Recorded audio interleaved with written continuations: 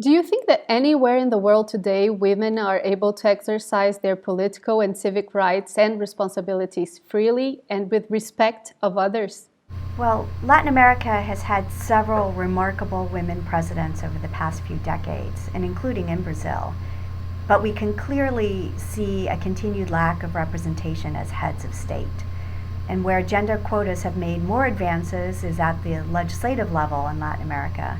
In Latin America and the Caribbean, women hold more than 30% of parliamentary seats.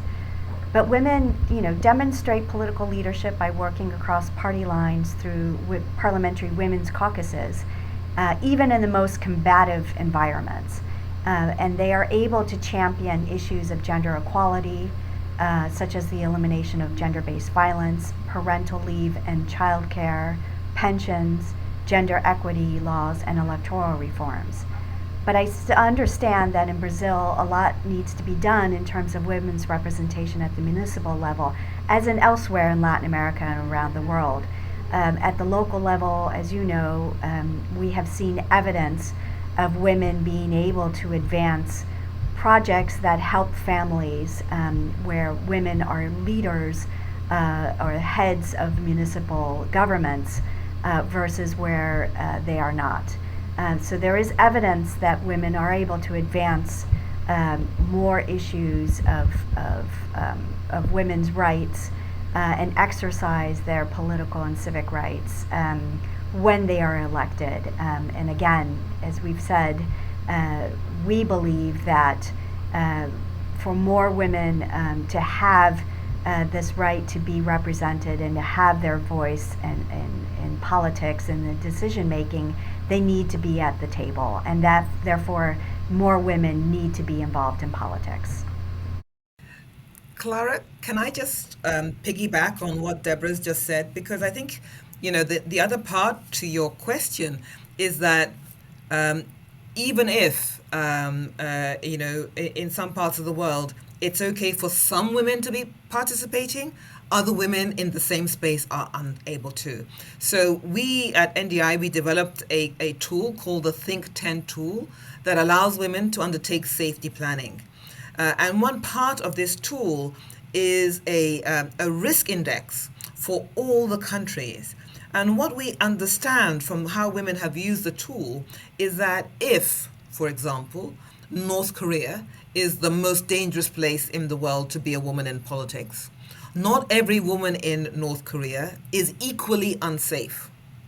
And if Norway is the safest place in the world to be a woman in politics, not every woman in Norway is equally safe.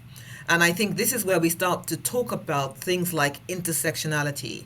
And in Brazil, the classic case and tragic case of Marielle Franco recently, her identity, which really represented so many of the social, political, economic cleavages in Brazil, made her a target. And that is the sort of thing that we have to understand, that we are not all the same women. And even in our political activities and in our political contexts, the environment can treat us very, very differently.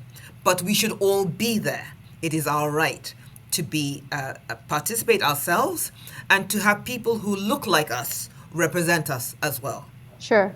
And even in the US, we see congresswomen being disrespected by other congressmen, and that makes us sad, because it's a model of democracy in a way for many other countries, and you still have that.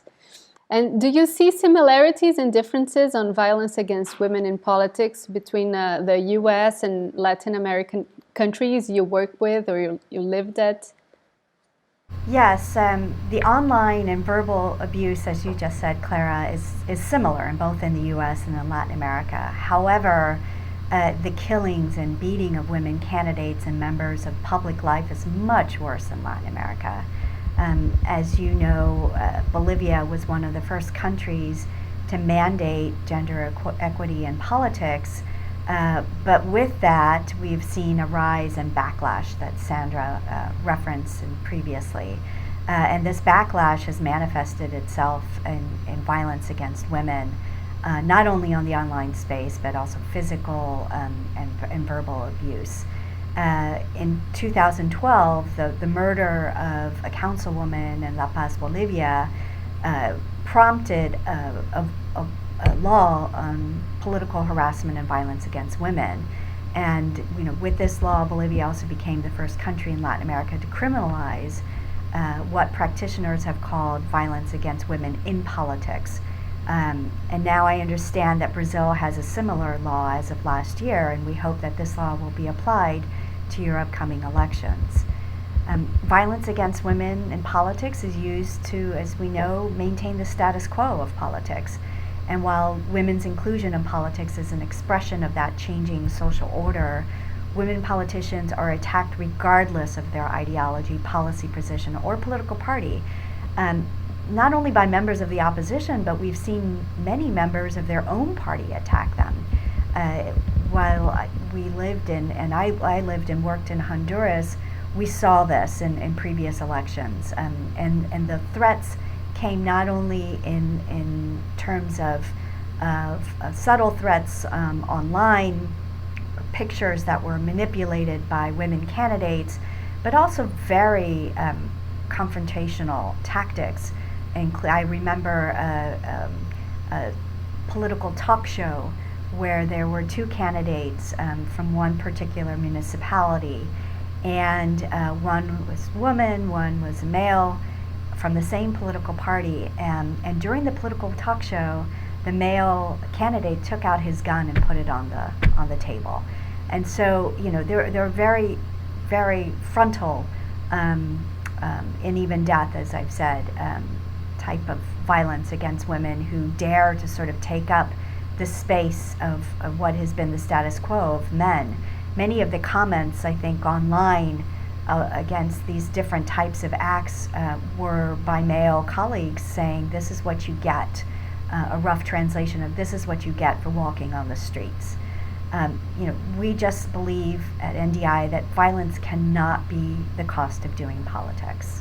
For sure. I interviewed a congresswoman in Brazil, and she, it's a joke, although it's not funny at all, but she says that violence against women is the most nonpartisan issue in Brazilian politics inside Congress. It's like you can see it from both sides, from all parties. It's definitely a nonpartisan theme.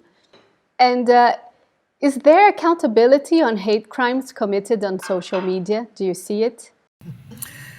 Frankly not, Clara. This is it's a big issue because the social media, digital space, the online realm has such potential to overcome many of the barriers that women and marginalized groups face to get into politics. It's cheap. You can reach a lot of people quickly. You can speak in your own voice. It's safer. You don't have to be knocking on people's doors, not knowing who's going to be on the other side of the door, or if there's a dog in the yard, or whatever it is. So it's almost a tragedy that the online space has become so toxic for women and marginalized groups. We shouldn't be surprised, perhaps, because, frankly, the creators of the online space came from a very kind of small and particular group, a demographic of largely, white, relatively privileged young men at the time, with a worldview that fitted where they'd come from. But it wouldn't have taken a lot to understand that without some form of management, the internet space was simply going to replicate the structural inequalities in the lived world. And the danger has been, of course, that the online space, things are amplified, they move at the speed of light, and there is a view that they are permanent. And the anonymity behind much of this leads to a situation of impunity, a view of impunity for the perpetrators. So accountability starts from a very, very low place in terms of building it. We know that there are challenges around rights and laws. Freedom of expression is something that we all should cherish. It's a democratic principle. But, where does freedom of expression end and hate speech begin? These are very important and subtle issues that we should all have an open and transparent and public debate about. And then we have the situation whereby in some countries, taking down the internet is the favored sport of the government in power. They just close it down, ostensibly because they say that they're seeing hate speech, but really that's not it at all. They just want to shut down the conversation. They don't want the citizens to be as engaged and talking about things as they should be. And we also know that the online space can have what we call the gateway effect. And that is violence online, which is unaddressed and unmitigated, can then become very real physical violence. The case of Joe Cox, the British MP who was assassinated in 2016, proves this. The man who finally stabbed her to death on the street outside her constituency office had been stalking her online for months and had been violently abusing her online for months. So this absence of accountability has very, very real-world consequences, not only for the physical safety of certain women and politicians, but also for the space for democratic discourse, and finally, really for the, if you like, entrenchment and the further compounding of structural inequalities that we all actually live with all the time. Thank you, Sandra. I really do believe that content moderation is like the biggest challenge of humanity, almost. Like for the next few years, we'll struggle with that before we find a solution. The point you're raising is very important. Content moderation is at least one of the frontline methods that can be used, but it is human intensive. You cannot, you need human beings to be there, because it's only you who know exactly what the nuance of the language means at a given place, at a given time, and sometimes against certain targeted populations.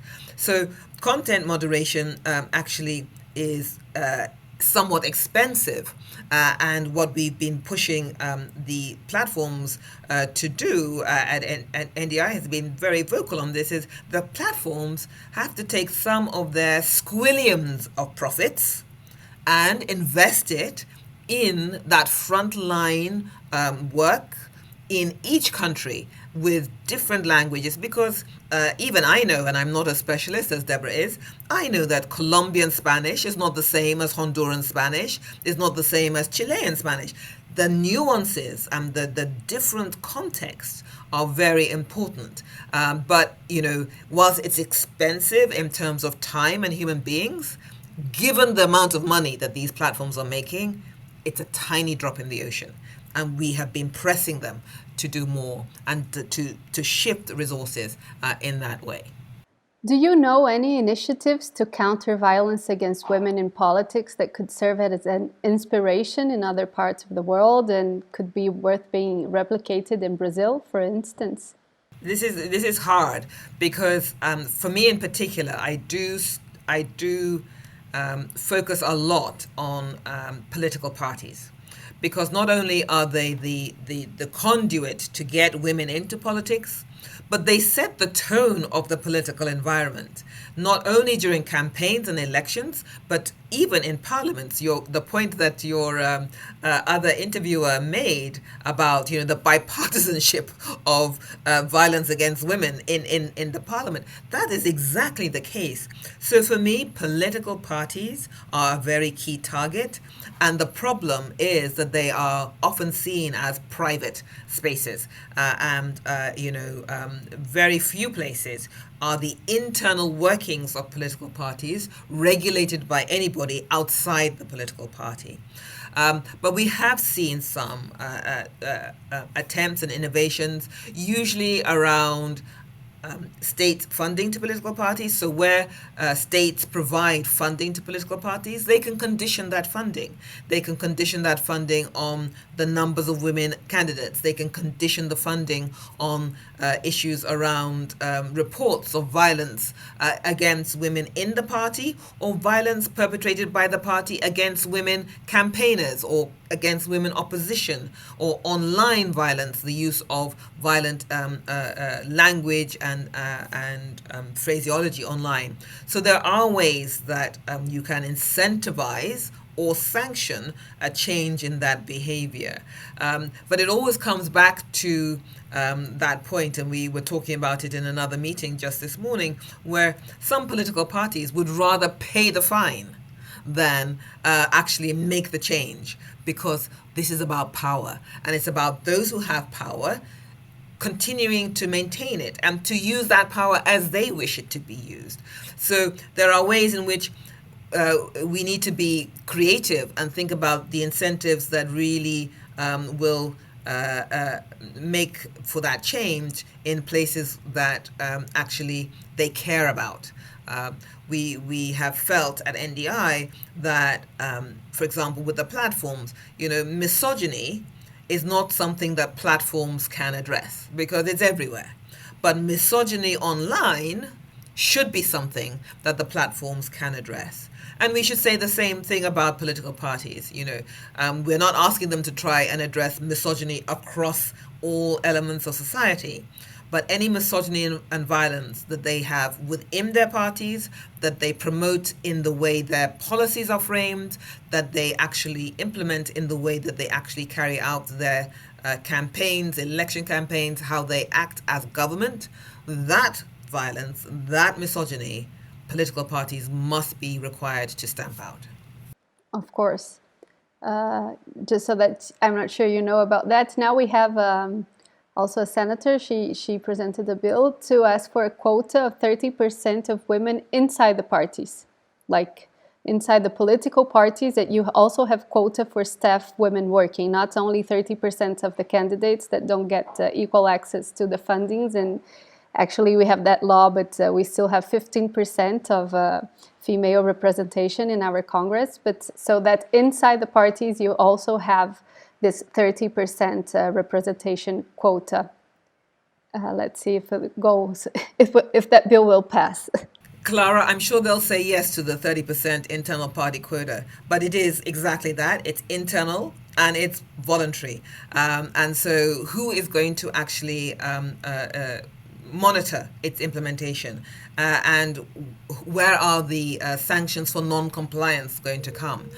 Those are the sorts of issues that we need to think about. And at the end of the day, frankly, it's up to us as voters, not just the women, but men and women, to show what we want our political parties, how we want them to behave, how we want their policies to reflect the best of all of us, and how we want to be represented by those political parties, and the membership in the political parties, as I said earlier, must look like and feel like all of us, and that is key. That's democracy, and that's what NDI stands for. That's perfect, ladies. Thank you very much for your participation.